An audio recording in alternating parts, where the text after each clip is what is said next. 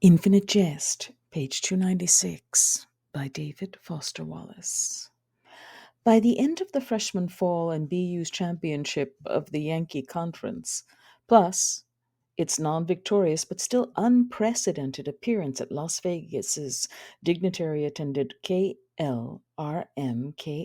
Forsythia Bowl, Orin had taken his off-campus housing subsidy and moved with Joelle Van Dyne, the heart-stopping Kentuckian, into an East Cambridge co-op 3 subway stops distant from BU, and the all-new inconveniences of being publicly stellar at a major sport in a city where people beat each other to death in bars over stats and fealty. Joelle had done the midnight Thanksgiving dinner at ETA and survived Avril, and then Orin spent his first Christmas ever away from home, flying to Paducah, and then driving a rented Ford WD to Kutsu-hung, Shiny Prize, Kentucky, to drink toddies under a little white reusable Christmas tree with all red balls, with Joelle and her mother and personal daddy and his loyal pointers, getting a storm cellar tour of John Lon's incredible Pyrex collection of every solution in the known world that can turn blue litmus paper red, little red rectangles floating in the flasks for proof. Orin nodding a lot and trying incredibly hard, and Joelle saying that Mr. Van D's not once smiling at him was just his way, it was all, the way his own mom's had her way. Joelle had troubled with. Orin wired Marlon Bain and Ross Pete and the strabismic Nickerson that he was, by all indications, in love with somebody. Freshman New Year's Eve in Shiny Prize, far from the ONANite upheavals of the New Northeast, the last PM before subsidation, was the first time Orin saw Joelle ingest very small amounts of cocaine. Orin had exited his own substance phase about the time he discovered sex, plus, of course, the NONANCAA urine considerations. And he declined it, the cocaine, but not in a judgmental or killjoy way, and found he liked being with his PGOAT straight while she ingested. He found it exciting, a vicariously on the edge feeling he associated with giving yourself not to any one game's definition, but to yourself, and how you unjudgmentally feel about somebody who's high and feeling even freer and better than normal with you alone under the red balls. They were a natural match here. Her ingestion then was recreation, and he not only didn't mind, but never made a show of not minding, nor she that he abstained. The whole substance issue was natural and kind of free. Another reason they seemed star-fated was that Joelle had, in her sophomore year, decided to concentrate in film cartridge academically at BU, either film cartridge theory or film cartridge production, or maybe both. The PGOAT was a film fanatic, though her tastes were pretty corporate.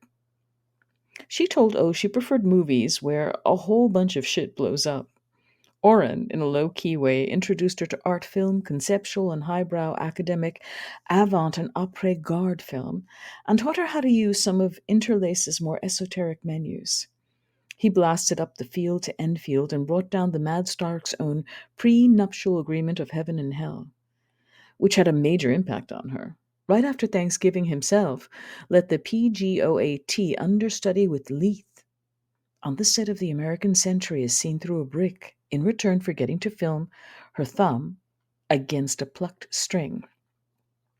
After an only mildly disappointing sophomore season, O flew with her to Toronto to watch part of the filming of Blood Sister, One Tough Nun. Himself would take Orin and his beloved out after dailies, entertaining Joelle with his freakish gift for Canadian cab hailing, while Orin stood turtle-backed in his topcoat. And then later, Orin would shepherd the two of them back to their Ontario Place hotel, stopping the cab to let them both throw up. Fireman carrying Joelle while he watched the Mad Stork negotiate his suite by holding on to walls. Himself showed them the U Toronto Conference Center where he and the moms had first met. This might have been the end start gradually in hindsight. Joelle that summer declined a sixth summer at the Dixon Baton Twirling Institute in Oxford, MS, and let himself give her a stage name and use her in rapid succession in Temperature Civics, The Desire to Desire, and Safe Boating is No Accident, traveling with himself and Mario while Orin stayed in Boston, recuperating from minor surgery on a hypertrophied left quadricep. At a Massachusetts General Hospital where no fewer than four nurses and PTs in the sports medicine wing filed for legal separation from their husbands with custody. The PGOT's real ambitions weren't thespian, or new, is one reason he hung in so long. Joelle, when he'd met her, already owned some modest personal film equipment, courtesy of her personal daddy, and she now had access to nothing if not serious digital gear. By Orin's sophomore year, she no longer twirled or incited Pep in any way. In his first full season, she stood behind various white lines with a little Bolex R32 digital recorder and BTL meters and lenses, including a bitchin' Angie new Zoom owed, gone, and paid for as a gesture. And she shot little half disc sector clips of number 78 BU punter, sometimes with Leith in attendance, never himself, experimenting with speed and focal length and digital mats, extending herself technically. Oren, despite his interest in upgrading the PGOAT's commercial taste, was himself pretty lukewarm on film and cartridges and theater and pretty much anything that reduced him to herd-like spectation. But he respected Joelle's own creative drives to an extent. And he found that he really did like watching the football footage of Joelle Van Dyne, featuring pretty much him only. Strongly preferred the little half sector clips to himself's cartridges or corporate films where things blew up, while Joelle bounced in her seat and pointed at the viewer. He found them, her clips of him at play, way more engaging than the grainy, overcluttered game and play celluloids the head coach made everybody sit through. Oren liked to adjust the co-op's rheostat way down when Joelle wasn't home and haul out the diskettes and make Jiffy Pop and watch her little 10-second clips of him over and over. He saw something different each time he rewound, something more. The clips of him punting unfolded like time-lapsing flowers and seemed to reveal him in ways he could never have engineered. He sat rapt. It only happened when he watched them alone. Sometimes he got an erection. He never masturbated. Joelle came home, still in the last stages of a late puberty and the prettiness getting visibly worse day by day. Joelle had been maiden, still, when Oren met her. She'd been shunned theretofore, both at BU and Shiny Prize Boaz Consolidated. The beauty had repelled every comer. She devoted herself to twirling and amateur film. Disney Leith said she had had the knack. The camera hand was rock steady. Even the early clips from the start of the YW season looked shot off a tripod. There'd been no audio in the sophomore clips, and you could hear the high-pitched noise of the cartridge in the TP's disk drive. A cartridge revolving at a digital diskette's 450 RPM sounds a bit like a distant vacuum cleaner. Late-night car noises and sirens drifted in through the bars from as far away as the Storo 500. Silence was not part of what Oren was after. Watching. Joelle housekeeps like a fiend. The place is always sterile. The resemblance to Mom's housekeeping he finds a bit creepy, except Joelle doesn't mind a mess or give anybody the creeps worrying about hiding that she minds it so nobody's feelings will be hurt. With Joelle, the mess just disappears sometime during the night, and you wake up and the place, it's sterile. It's like elves.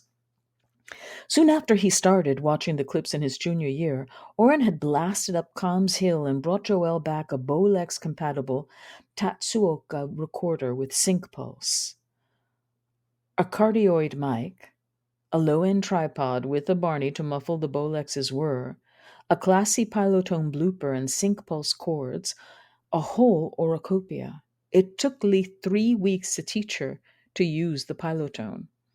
Now the clips had sound. Oren has trouble not burning the Jiffy popcorn. It tends to burn as the foil top inflates. You have to take it off the stove before the foil forms a dome. No microwave popcorn for Oren, even then. He liked to dim the track lights when Joelle was out and haul out the cartridge rack and watch her little 10-second clips of his punts over and over. Here he is, back against Delaware in the second home game of YTMP. The sky is dull and pale. The five Yankee Conference flags, U Vermont and UNH Now History, are all right out straight with the gale of the Charles for which Nickerson Field is infamous. It's fourth down, obviously. Thousands of kilos of padded meat assume 4-point stances and chuff at each other, poised to charge and stave. Orrin is 12 yards back from scrimmage, his cleated feet together, his weight just ahead of himself, his mismatched arms out before him in the attitude of the blind before walls. His eyes are fixed on the distant grass-stained valentine of the center's ass. His stance, waiting to receive the snap, is not unlike a diver's he sees. 9 men on line, four-pointed, poised to stave off 10 men's assault. The other team's deep back is back to receive, 70 yards away or more. The fullback, whose sole job is to keep Orrin from harm, is ahead and to the left, bent at the knees, his taped fists together and elbows out, like a winged thing ready to hurl itself at whatever breaches the line and comes at the punter. Joelle's equipment isn't quite pro caliber, but her technique is very good. By junior year, there's also color. There's only one sound, and it is utter. The crowd's noise and its response to that noise, building. Orrin's back against Delaware, ready, his helmet a bright non-contact white, and his head's inside scrubbed free for 10 seconds of every thought not connected to receiving the long snap and stepping martially forward, to lob the leather egg beyond sight at an altitude that makes the wind no factor. Madam PGOAT gets it all, zooming in from the opposite end zone. She gets his timing. A punt's timing is minutely precise, like a serve's. It's like a solo dance. She gets the ungodly whomp against and above the crowd's vowels climax. She captures the pendular 180 arc of Orrin's leg, the gluteal follow through that puts his cleats laces way over his helmet, the perfect right angle between leg and turf. Her technique is superb on the Delaware debacle. Orrin can just barely take reviewing. The one time all year the big chuffing center oversnaps and arcs the ball over Orrin's upraised hands, so that by the time he's run back and grabbed the crazy bouncing thing 10 yards farther back, the Delaware defense has breached the line, are through the line, the fullback supine and trampled, all 10 rushers rushing, wanting nothing more than personal physical contact with Orrin and his leather egg. Joelle gets him sprinting, a 3-meter lateral burst, as he avoids the first few sets of hands and beefy curling lips, but is just about to get personally contacted and knocked out of his cleats by the Delaware strong safety flying in on a slant from way outside, when the tiny .5 sector of digital space each punt's programmed to require runs out, and the crowd sound moves and dies, and you can hear the disk drive stalled at the terminal byte, and Orrin's chin-strapped plastic barred face is there on the giant viewer, frozen and high def in his helmet, right before impact, zoomed in on with a quality lens. Of particular interest are the eyes. 14 November, year of the Depend adult undergarment. Poor Tony Krause had a seizure on the T. It happened on a Grey Line train from Watertown to Inman Square, Cambridge.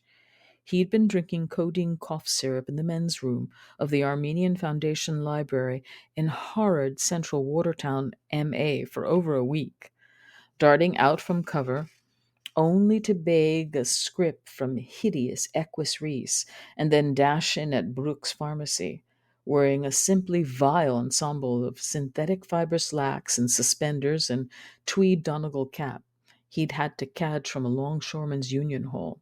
Poor Tony couldn't dare wear anything comely, not even the Antitois brothers' red leather coat, not since that poor woman's bag had turned out to have a heart inside. He had simply never felt so beset and overcome on all sides as the black July day when it fell to his lot to boost a heart. Who wouldn't wonder why me? He didn't dare dress expensive or ever go back to the square, and Emile still had him marked for demapping as a consequence of that horrid thing with Woe and Bobby C last winter. Poor Tony hadn't dared showed one feather east of Tremont Street, or at the Brighton projects, or even Delphina's in Backwater Enfield since last Christmas, even after Emile simply dematerialized from the street scene.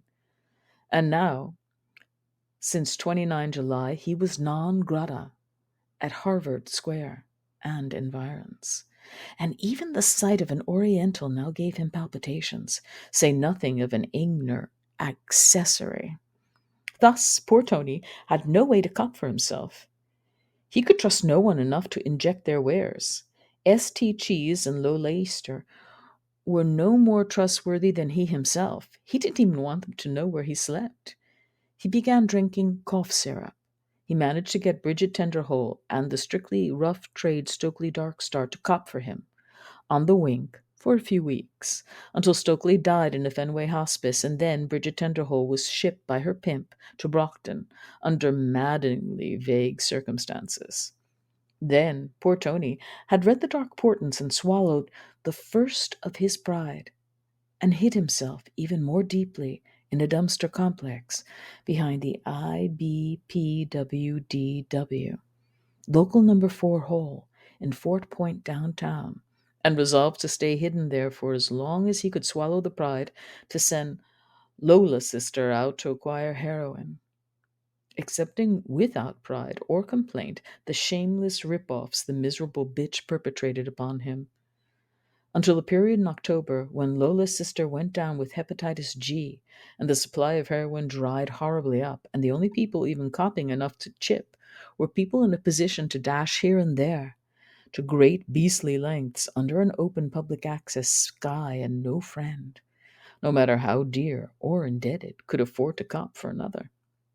Then, wholly friend and connectionless, poor Tony, in hiding, began to withdraw from heroin. Not just get strung out or sick, withdraw. The words echoed in his neuralgic and wigless head with these simply most awful, sinister footsteps echoing in deserted corridor quality. Withdrawal. The wingless howl. The wingless fowl turkification kicking. The old cold bird. Poor Tony had never once had to withdraw, not all the way down to the deserted corridor of withdrawal, not since he first got strung at 17. At the very worst, someone kind had always found him charming if things got dire enough to have to rent out his charms. Alas, thus, about the fact that his charms were now at low ebb. He weighed 50 kilos, and his skin was the color of summer squash. He had terrible shivering attacks and also perspired. He had a sty that had scraped one eyeball as pink as a bunny's. His nose ran like twin spigots, and the output had a yellow-green tinge he didn't think looked promising at all. There was an uncomely dry rot smell about him that even he could smell. In Watertown, he tried to pawn his fine auburn wig with removable chignon and was cursed at in Armenian because the wig had infestations from his own hair below. Let's not even mention the Armenian pawnbroker's critique of his red leather coat. Poor Tony got more and more ill as he further withdrew. His symptoms themselves developed symptoms. Troughs and nodes he charted with morbid attention in the dumpster, in his suspenders and horrible tweed cap, clutching a shopping bag with his wig and coat and comely habiliments he could neither wear nor pawn. The empty Empire Displacement Company dumpster he was hiding in was new and apple green, and inside was bare dimpled iron, and it remained new and unutilized because persons declined to come near enough to utilize it. It took some time for poor Tony to realize why this was so. For a brief interval, it seemed like a break, fortune's one wan smile. An EWD land barge crew set him straight in language that left quite a bit of tact to be wished for, he felt. The dumpster's green iron cover also leaked when it rained, and it contained already a colony of ants along one wall, which insects poor Tony had ever since a neurasthenic childhood feared and detested in particular ants.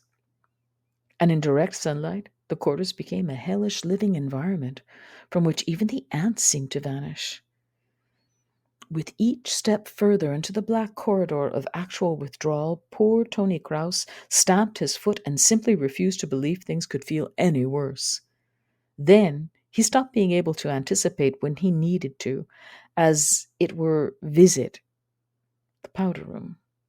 A fastidious gender dysphoric's horror of incontinence cannot properly be described. Fluids of varying consistency began to pour without advance notice from several openings.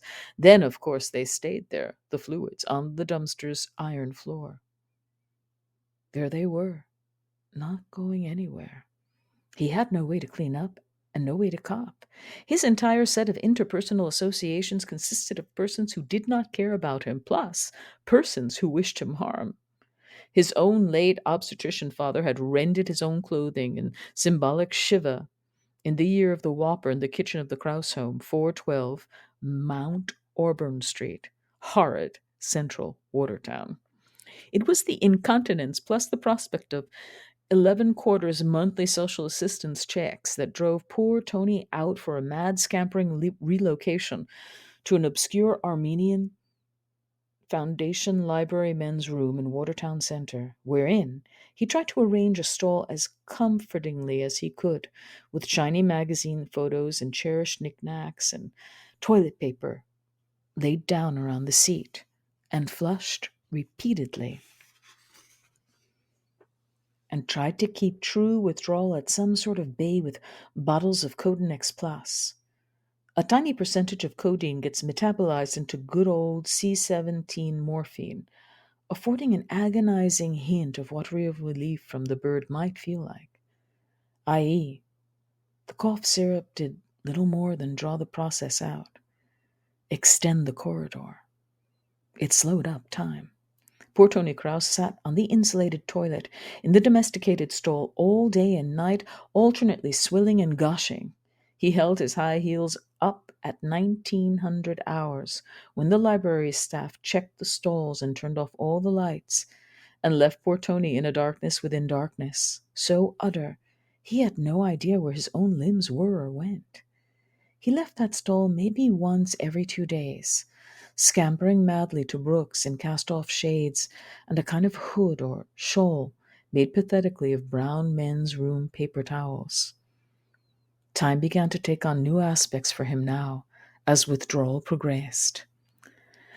Time began to pass with sharp edges. Its passage in the dark or dim-lit stall was like time was being carried by a procession of ants, a gleaming red martial column of those militaristic red southern U.S. ants that build hideous tall boiling hills, and each vile gleaming ant wanted a minuscule little portion of poor Tony's flesh, in compensation as it helped bear time slowly forward down the corridor of true withdrawal.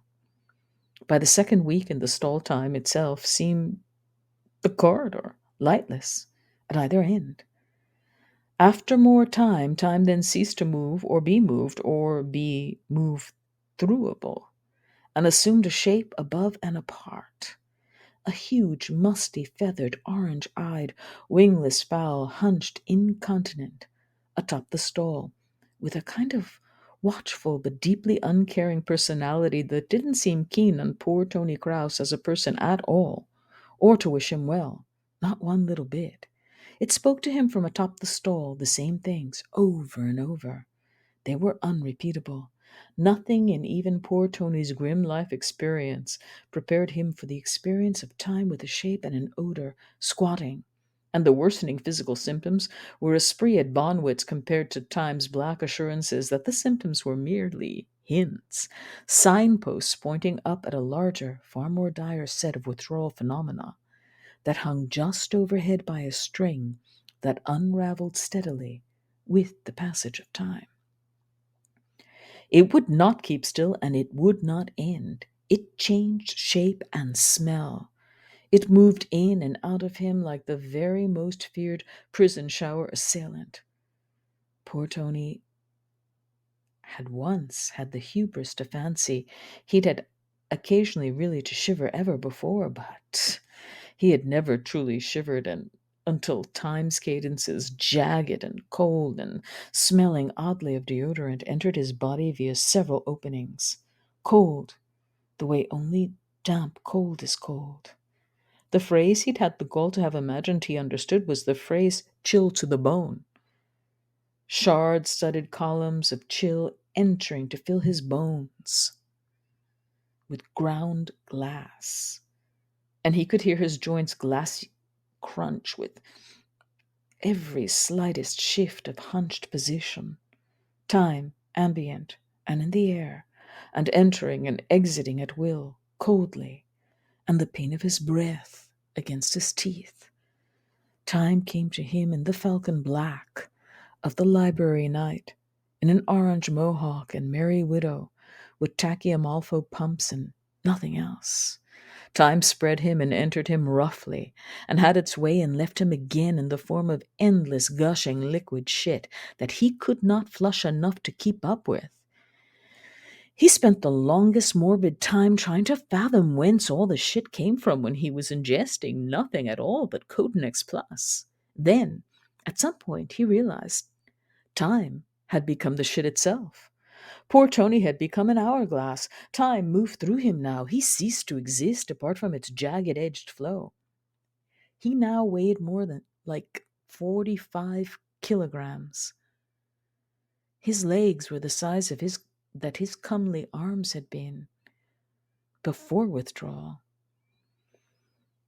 He was haunted by the word Zakun, a foreign and possibly Yiddish word he did not recall ever before hearing. The word kept echoing in quick-step cadence through his head without meaning anything. He'd naively assumed that going mad meant you were not aware of going mad. He naively pictured madmen as forever laughing.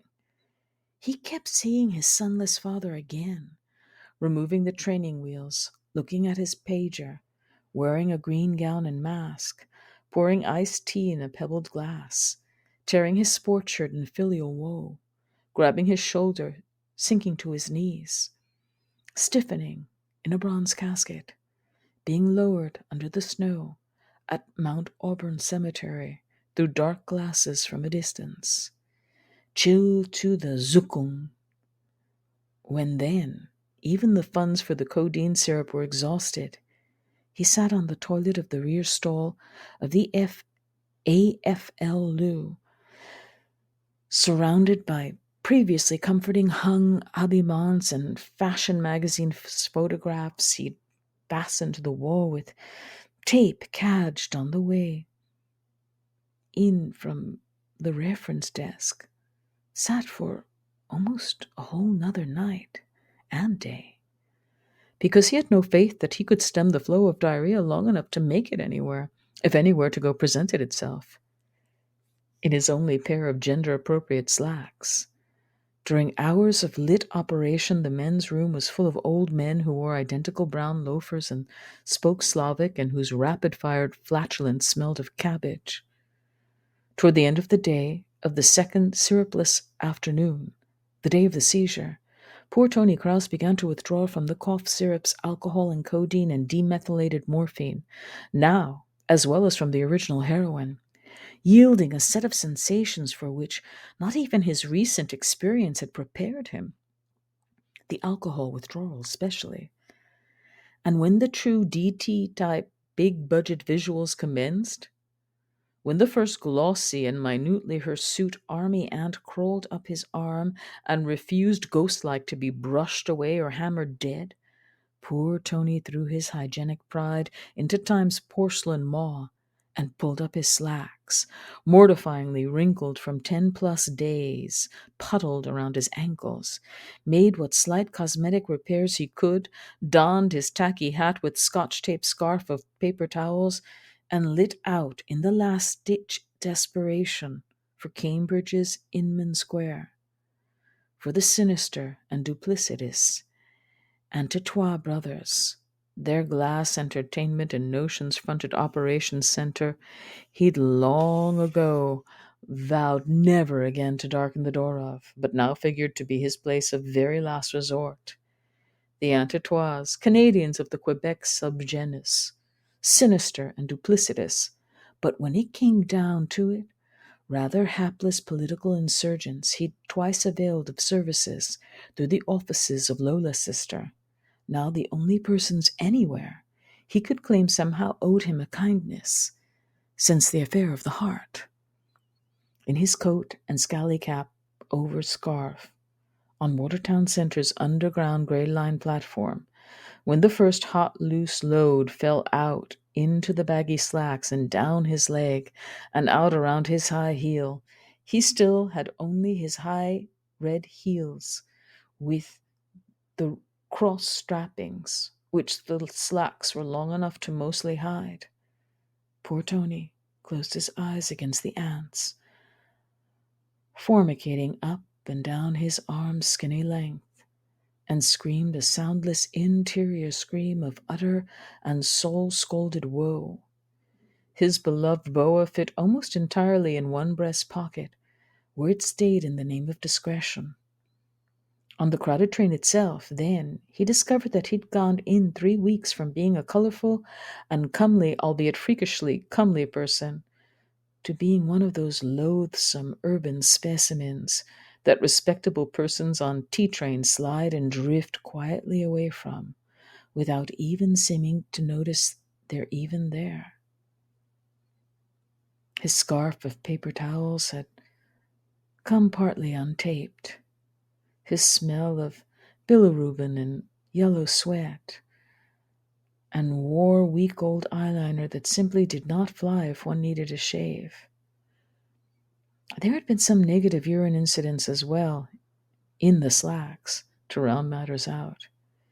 He had simply never in his life felt so unattracted or been so sick.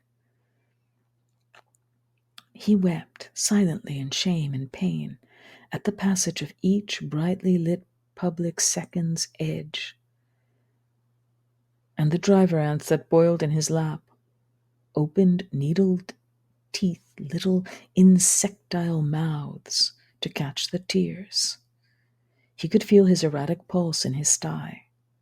The gray line was of the green and orange line, trundling behemoth-type train, and he sat all alone at one end of the car, feeling each slow second take its cut. When it descended, the seizure felt less like a separate, distinct health crisis than simply the next exhibit in the corridor of horrors that was the old cold bird. In actual fact, the seizure, a kind of synaptic firefight in poor Tony's desiccated temporal lobes, was caught entirely by withdrawal not from heroin, but from plain old grain alcohol, which was Codenex Plus cough syrup's primary ingredient and balm. He'd consumed upwards of 16 little 80-proof bottles of Codenex per day for 8 days, and so was cruising for a real neurochemical bruising when he just up and stopped. The first thing that didn't augur very well was a shower of spark-sized phosphenes from the ceiling of the swaying train. This, plus the fiery violet aura around the heads of the respectables, who'd quietly retreated as far as possible from the various puddles in which he sat. Their clean pink faces looked somehow stricken, each inside a hood of violet flame. Poor Tony didn't know that his silent whimpers had ceased to be silent, was why everyone in the car had gotten so terribly interested in the floor tiles between their feet. He knew only that the sudden and incongruous smell of Old Spice stick deodorant, classic original scent, unbidden and unexplainable, his late obstetric papa's brand, not smelled for years, and the tiny panicked twitters with which withdrawal's ants skittered glossily up into his mouth and nose and disappeared, each, of course, taking its tiny pincered farewell bite as it went, augured some new and vivider exhibit on the corridor's horizon. He'd become at puberty violently allergic to the smell of Old Spice. As he soiled himself and the plastic seat and the floor once again, the classic scent of times past intensified. Then poor Tony's body began to swell. He watched his limbs become airy white dirigibles and felt them deny his authority and detach from him and float sluggishly up, snout first, into the steel mill sparks the ceiling rained. He suddenly felt nothing, or rather, nothing, a pre-tornadic stillness of zero sensation, as if he were the very space he occupied. Then he had a seizure. The floor of the subway car became the ceiling of the subway car, and he was on his arched back in a waterfall of light, gagging on Old Spice and watching his tumid limbs tear ass around the car's interior like undone balloons. The booming zugoon, zugoon, zugoon was his high heels drumming on the soiled floor's tile. He heard a rushing train roar that was no train on earth, and felt a vascular roaring, rushing that until the pain hit seemed like the gathering of a kind of orgasm of the head. His head inflated hugely and creaked as it stretched, inflating. Then the pain. Seizures hurt, is what few civilians have occasion to know, was the sharp end of a hammer. There was a squeak and a rush of release inside his skull, and something shot from him into the air. He saw Bobby C.'s blood misting upward in the hot wind of the Copley blower. His father knelt beside him on the ceiling in a well-rendered sleeveless tee extolling the red socks of rice and lin. Tony wore summer taffeta. His body flopped around without okay from HQ. He didn't feel one bit like a puppet. He thought of gaffed fish. The gown had 1,000 flounces and a saucy bodice of lace crochet. Then he saw his father, green-gowned and rubber-gloved, leaning to read the headlines off the skin of a fish a newspaper had wrapped. That had never happened. The largest print headline said, "Push." Poor Tony flopped and gasped and pushed down inside, and the utter red of the blood that feeds sight bloomed behind his fluttering lids. Time wasn't passing so much as kneeling beside him, in a torn T-shirt, disclosing the rodent-nosed tits of a man who disdains the care of his once comely bod. Poor Tony convulsed and drummed and gasped and fluttered. A fountain of light all around him. He felt a piece of nourishing and possibly even intoxicating meat in the back of his throat, but elected not to swallow it, but swallowed it anyway, and was immediately sorry he did. And when his father's bloody, rubbered fingers folded his teeth back to retrieve the tongue he'd swallowed, he refused absolutely to bite down ungratefully on the hand that was taking his food. Then, without authorization, he pushed and bit down and took the gloved fingers clean off, so there was rubber-wrapped meat in his mouth again, and his father's head exploded into needled antennae of color, like an exploding star, between his gown's raised green arms and a call for Zukung, while Tony's heels drummed and struggled against the widening stirrups of light they were hoisted into, while a curtain of red was drawn wetly up over the floor he stared down at. Tony. And he heard someone yelling for someone to give in, with a hand on his lace belly as he bore down to push. And he saw the legs and the stirrups they held would keep spreading until they cracked him open and all the way inside out on the ceiling. And his last worry was that the red-handed papa could see up his dress what was hidden.